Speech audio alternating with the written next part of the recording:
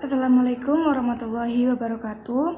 Perkenalkan, nama saya Lilin Nurul Fauzia. Saya dari Prodi Akuntansi, Fakultas Bisnis, Hukum, dan Ilmu Sosial. Saya berasal dari Desa Balongtani, Kecamatan Jabon, Kabupaten Sidoarjo. Di sini saya akan menjelaskan tentang ilmu pengantar ekonomi secara singkat. Jadi, apa sih ilmu ekonomi itu sendiri? Ilmu ekonomi adalah ilmu yang mempelajari pemanfaatan sumber daya yang terbatas guna memenuhi kebutuhan manusia yang tidak terbatas.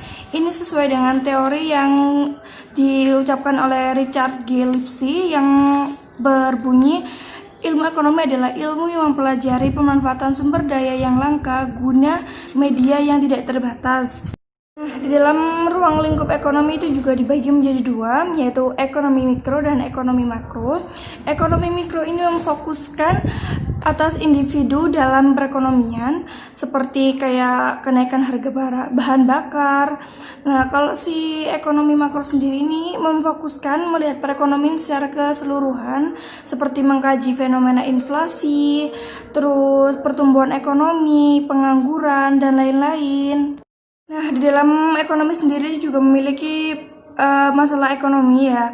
Yang utama masalah pokok perekonomian adalah, yang pertama adalah kekurangan atau kelangkaan, yang kedua adalah kebutuhan masyarakat, yang ketiga adalah faktor-faktor produksi. Faktor-faktor produksi ini terdiri dari tanah dan sumber daya alam, terus tenaga kerja, modal, dan keahlian kewirausahaan. Faktor-faktor penggerak kegiatan ekonomi yang pertama adalah kebutuhan ekonomi. Kebutuhan ekonomi ini sifatnya tidak terbatas. Yang kedua adalah kelangkaan.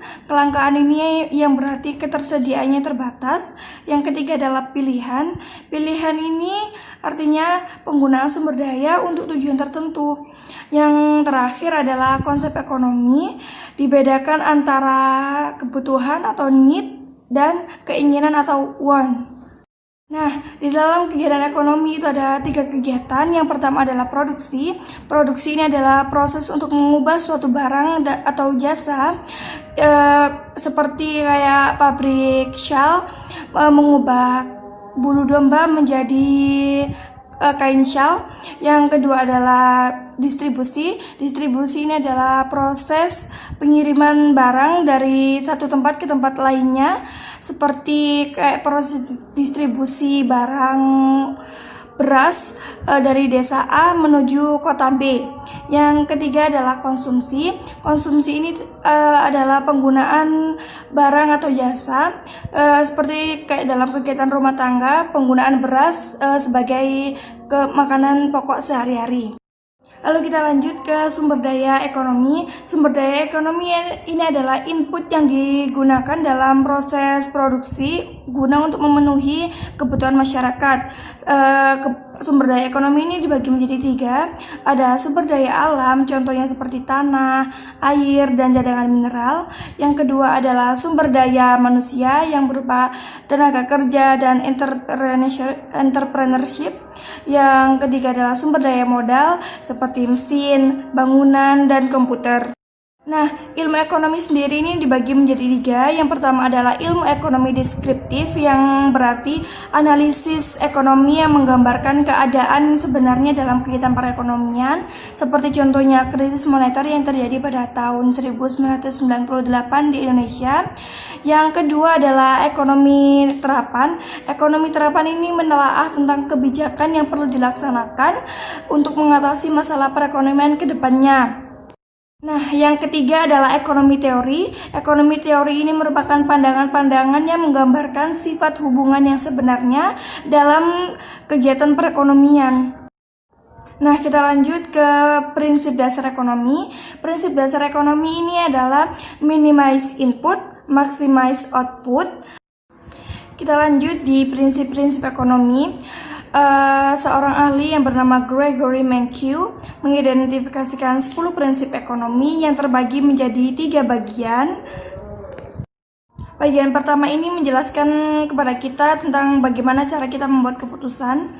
Prinsip pertama yaitu kita harus melakukan trade-off. Yang kedua adalah biaya adalah apa yang Anda korbankan untuk memperoleh sesuatu.